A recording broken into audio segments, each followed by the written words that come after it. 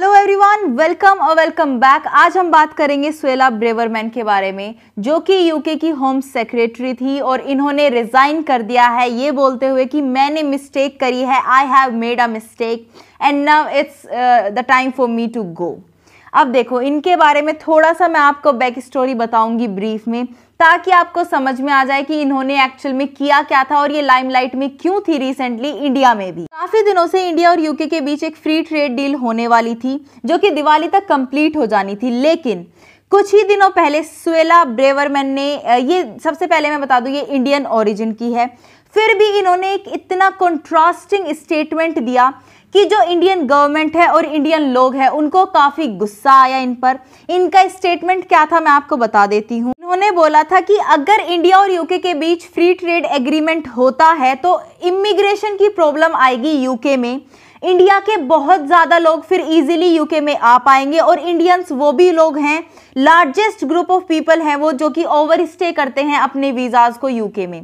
आप खुद ही सोचिए, एक इंडियन ओरिजिन का कोई भी इंसान ऐसी बातें करे इंडिया के बारे में, बिल्कुल अच्छा नहीं लगता है। स्पेशली व्हेन यूके के लिए इंडिया बहुत ही ज्यादा इंपॉर्टेंस रखता है in every possible way. Even जो अभी रिसेंटली दंगे हुए थे इंडियंस और पाकिस्तानीज के बीच यूके में, उनके लिए भी इन्होंने इंडियंस लोग को जिम्मेदार ठहरा दिया और ये बोला कि और ज्यादा दंगे हो सकते हैं इन फ्यूचर अगर इमिग्रेशन ज्यादा होगा तो।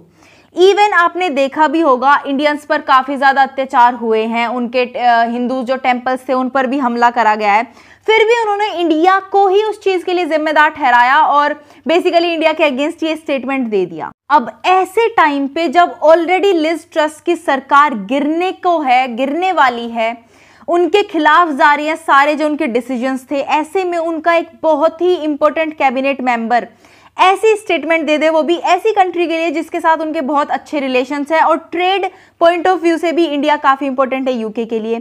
अगर फ्री ट्रेड एग्रीमेंट हो जाता है तो UK as well as India के लिए बेहद फेवरेबल डील होगी। ऐसे टाइम पे इनका ये स्टेटमेंट आया है, इसीलिए ये बोला जा रहा है कि इनको फोर्स करा गया है इनकी पोस्ट छोड़ने के लिए। ये पोस्ट छोड़ना नहीं चाहती थी, but she was forced to do it.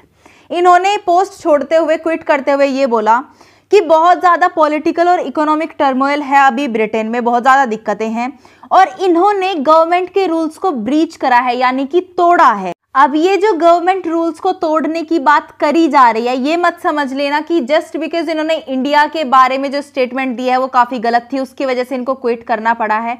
हो सकता है ऐसा करना पड़ा हो, लेकिन कोई भी सरकार ये चीज़ एक्सेप्ट नहीं करेगी किसी दूसरी कंट्री के प्रेशर में आके उनके जो होम सेक्रेटरी है उनको रिजाइन करना पड़ा। नहीं, इन्होंने जो अपना रीजन दिया है वो ये दिया है कि इन्होंने कोई पर्सनल ईमेल से इंफॉर्मेशन सेंड करी है दूसरे मेंबर को, जो कि नहीं करनी चाहिए, प्रोफेशनल ईमेल का यूज करना चाहिए और उसमें बेसिकली सिक्योरिटी ब्रीच हो गया और उसकी वजह से इनको रिजाइन करना पड़ा। एक वीक के अंदर अंदर ये दूसरा रेजिग्नेशन है लिज ट्रस कैबिनेट से। इससे पहले जो इनके फाइनेंस मिनिस्टर थे क्वासी क्वार्टेंग, इनको सैक कर दिया था लिज ट्रस ने और अभी रिजाइन कर दिया है सुएला ब्रेवरमैन ने। सो काफी बुरा समय है ये लिज ट्रस की सरकार के लिए। अगेन इन्होंने अपनी गलती बताई कि मैंने ऐसे ऐसे टेक्निकल इन्फ्रिंजमेंट करा है रूल्स का और नहीं करना चाहिए था, और वैसे it is right for me to go now and I have made a mistake, I accept responsibility and I resign. यानी कि मुझे पता है मैंने मिस्टेक करी है और मैं इस रिस्पॉन्सिबिलिटी को एक्सेप्ट करती हूँ एंड नाउ आई रिजाइन। यहाँ आपको एक चीज़ बताना चाहूँगी, जब इंडिया के बारे में इन्होंने वो स्टेटमेंट दी उसके बाद काफ़ी ज़्यादा प्रेशर आया था सुएला ब्रेवरमैन पे।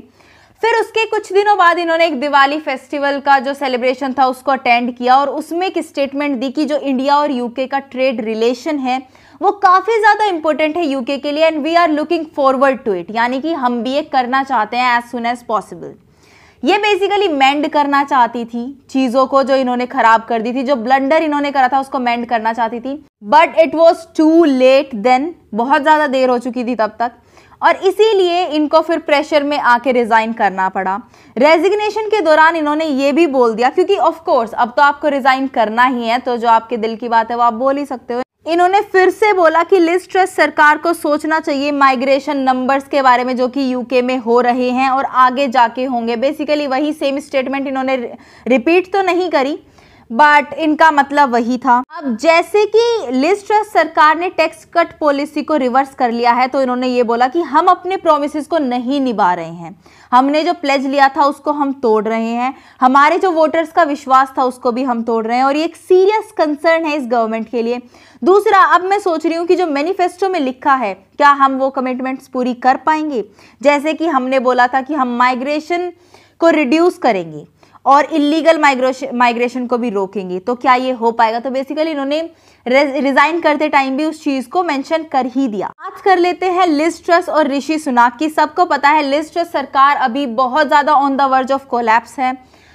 इवन इनके ऊपर मीम्स बन रहे हैं कि एक पत्ता गोभी ज्यादा देर टिकेगी या लिज ट्रस की सरकार। तो देखते हैं क्या होता है आगे। सबसे पहले इनके फाइनेंस मिनिस्टर का सैक होना बाय लिज ट्रस, और अभी होम सेक्रेटरी जो नए बने हैं जिन्होंने सुएला ब्रेवरमैन की जगह ली है, वो है ग्रांट शैप्स, और ये एक फर्म सपोर्टर रहे हैं ऋषि सुनाक के।